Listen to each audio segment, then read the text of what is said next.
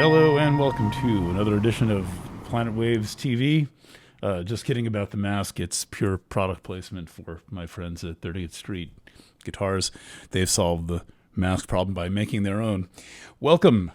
It's good to be with you. Today is the, 18th day of September. Wow, 2020. Getting long in the year here. And I'm here first to pitch Planet Waves FM for this week. The show now goes up on Fridays on the main website at planetwaves.net. Maybe we can flash that on the screen, planetwaves.net. We're consolidating everything on Planet Waves to planetwaves.net. So if you're curious about what we're doing, go to what used to be our website and now still is. The tabs are how you get around. Up on top, Daily Planets has the daily astrology report, as well as the birthday reading and some other articles and features. COVID-19 news is updated a few times a day. That's been going strong since March. We've now updated the COVID blog 800 times. And we've even read most of it. This is for anyone in the audience who might claim that I'm ignorant. I say, well, I've updated the COVID blog 800 times, so I guess that's a form of ignorance. I could have updated it 1,000 times. Speaking of COVID, well, let's first do the chart for the show. I'll demo this, and we'll put this chart up. The sun is about to enter Libra, Libra, 9:30 a.m. on September 22nd, 2020. So that's technically the day of the solstice. But I count, in my role as the court astrologer, I count the morning the sun rises in the new sign as the local solstice. So have your pick. 22nd officially, the sun goes in, depending on I don't know how the date line affects that. In the U.S., the sun will run. Well, California. Okay. Anyway, skip all that. Here's what the chart looks like briefly. The interesting thing about the sun going into Libra is that for the first time since the beginning of summer, the sun is mounting one of the signs, the cardinal cross. We are currently very close to equinox, meaning night and day being equal. A little more light in there. Night and day being equal, that though is again, measured precisely on Tuesday, the 22nd. Now, what's so interesting about the sun jumping onto the cardinal cross is that it's first of all going to make all of these aspects. First among them, an opposition. No, a square to Pholus in Capricorn, that's a very powerful centaur. Square to Quaoar in Capricorn. Did I say that? Pholus in Cap, Quaoar in Cap.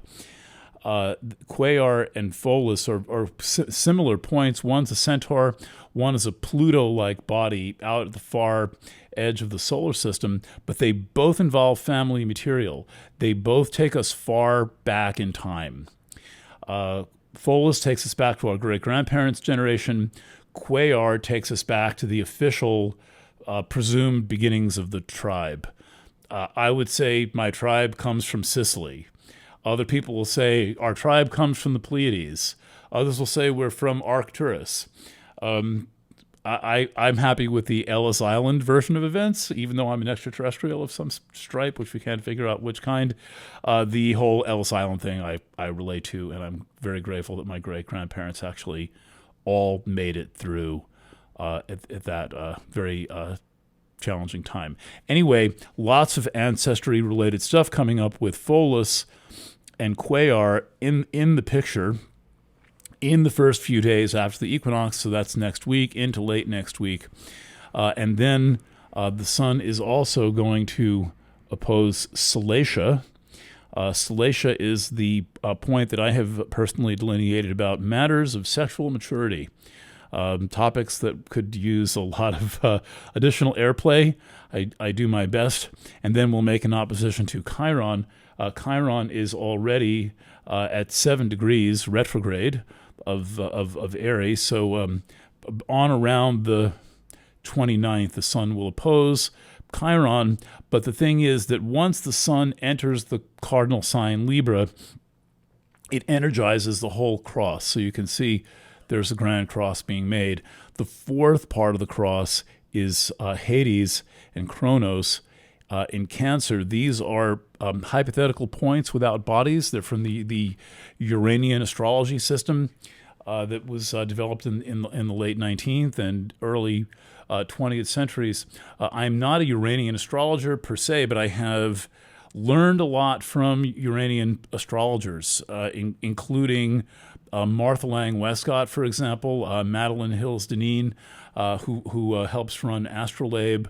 Rob Hand is deeply knowledgeable of Uranian astrology, and it's a kind of a strange thing because they use an extra 8 planets, but the planets don't really exist. And so what they've got are these ephemerides for hypothetical points that are not actually in the sky. They have things like orbits of 3, 4, 5, 600 years. Do I have a... That's here on my ephemeris bookshelf.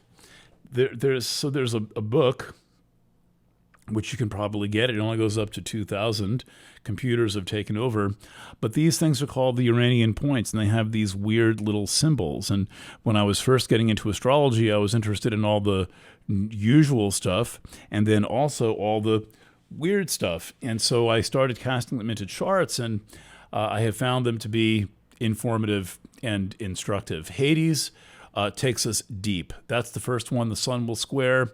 It's about extracting things from the earth, and therefore rules things like mines and going like deep into questions of ancestry, for example.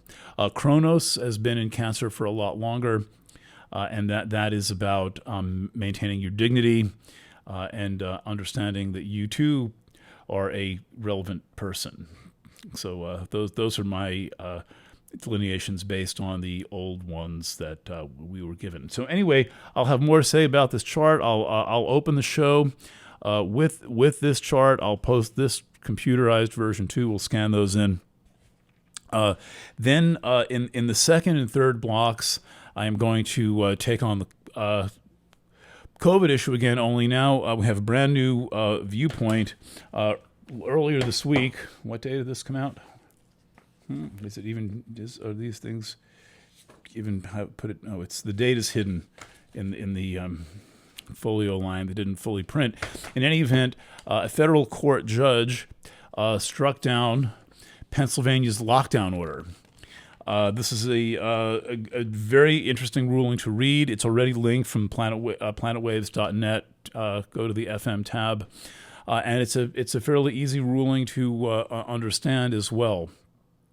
The ruling basically holds that state officials in Pennsylvania were well intentioned when they responded to the lockdown, when they responded to the COVID scare with an unprecedented lockdown. There's never been a time ever in American history when healthy people were ordered to stay home and the businesses of healthy people were ordered to close. Never, ever. There's very few things that never, ever happen. There have been all kinds of voluntary closures and mass gatherings, and during the 1918 flu, the movie theaters were closed, but there was never a general shutdown. And so this has raised many, many legal complications. My friend Stephen Bergstein, a constitutional attorney, lives a bit further south in the county, quite accomplished constitutional attorney, said to me that basically constitutional law doesn't exist under COVID. I haven't. I personally prefer to see a more let's get them point of view, and the lawsuits are coming in. I'll also give an update about the Ohio lawsuit, very similar to the Pennsylvania lawsuit. So the upshot of the Pennsylvania lawsuit is that first of all, it's a lawsuit brought primarily under the First and 14th Amendments to the Constitution.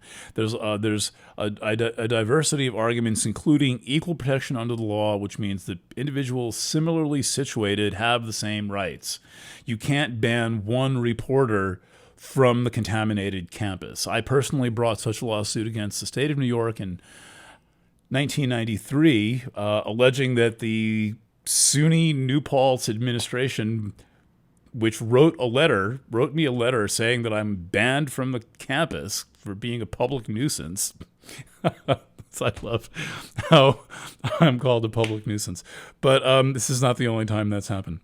You got to say something, I guess. And we argued, look, you let other reporters on the campus. You haven't actually said that I did anything that was nuisance. So what's your deal? And the state settled the case and paid me a large settlement.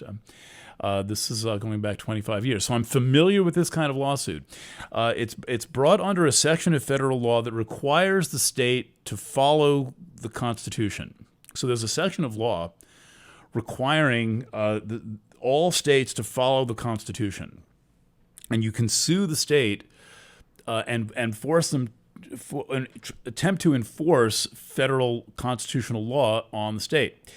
There's two sections, 1983 and 1985. So that's how you engage federal courts to protect you from the action of the state. What essentially the judge has ruled is that, first of all, to shut down businesses is without due process to take people's property, and that's wrong. But he also said that you can't claim that you're protecting people from a virus and shut down church, but also allow protest marches and even have the government participate in protest marches where there were no masks and no social distancing, but then you tell people that they can't go to church. That's a content-based restriction, and it does not meet any measure of constitutional scrutiny. There's a lot of people who think the Constitution is a stuffed bird. I am not one of those people, and apparently neither is Judge Stickman.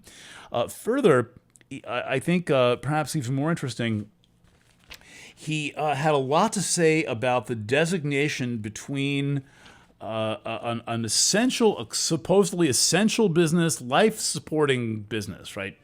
That's how they said it in Pennsylvania. Life-supporting businesses can stay open, but businesses that aren't life-supporting can't stay open.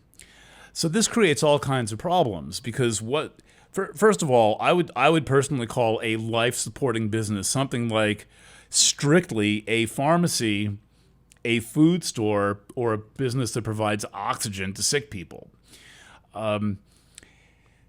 What they did was they end up closing all the small businesses and sending people into Walmart and Kmart and Walgreens, which the judge names personally and says, you know, what is this about like closing down a small appliance store and then funneling everyone into Target and Walmart and Home Depot when you're concentrating people there, and the whole excuse for your thing, the whole excuse for your law, your executive order, is that you're going to keep people separate, and instead of keeping them separate, you force them into a high concentration of population. So a number of different arguments like that. It's an absolute joy to read because we knew that something was wrong with this, and now we're learning what's wrong with it. He's talking about the impact of the shutdowns on small businesses. He's tremendously concerned about that. And I'm planning to read a chunk of a fairly large swath of this ruling and give my commentary while I am reading. This happens to be the area of law that I love the most and one that I'm the most personally versed in, because as a journalist, I have to understand First Amendment law and the implications of First Amendment law. And so I'm planning to have fun reading this, and I have, studied the thing very carefully and, made my notes, and it took me 3 sessions to read it. but it's written in a very patient style. You can go right now to the planetwaves.net website, go to the Planet Waves FM tab, and you'll see that I've linked it. What else am I going to cover on this program? Just give a little preview. Executive order. I'm going to talk about fear and how fear has become this new, publicly acceptable, apparently viable excuse to not live your life. I never thought I would live to see a day in American history where people hid at home based on the supposition that something like an influenza would be transmitted and stay home for months. I mean, people did stay home during polio. I don't know if it helped anything. The other important element of this decision is that there is considerable evidence that the lockdowns did not work and are not scientifically sanctioned, which adds to the whole reality that they are wrong. Plain and simple, wrong. I'll be playing a piece of audio by an engineer, a biochemical engineer named Ivor Cummins, a fellow in Ireland who is going to do an analysis of the data from the past 5, 6, 7 months. One thing that's interesting is that we began this whole disaster in late February based on data models. One put out by a guy named Niles Ferguson, and other ones that presented us with a rather severe potential of up to 2 million healthy Americans dying. Nothing like that has come to pass. We're up to about 11,000, and that's that's subject to careful scrutiny and review because it is probable that on those 11,000 death certificates in the United States, there was quite a bit of material left off of them. That's there's good information on that if you want to read it. Scroll down my timeline on Facebook, EFC 1964, and you'll see that there are 2 discussions that I post by the former death recording clerk who breaks all of this down. She's a former death recording clerk in California. Finally, in Tantra Studio, not quite sure my topic. Might be something on sex in the age of distancing, maybe something a little more intimate. It depends on how I'm feeling. It's at the end of the show. I'm going to try to start recording Tantra Studio a little bit earlier in the week to take the pressure off of show day. But in any event, I will have something for you, whether short or long, squishy or not. Thank you for listening. Thanks for being a reader and a person who just hangs out anywhere with or near Planet Waves FM. Thanks for being a customer and or supporter of the program, if you are one, and I am planning to be with you by about 11 p.m. Eastern Time, Friday night, the latest. Again, the new time that the program is posted. All right. Thanks for listening. Bye for now.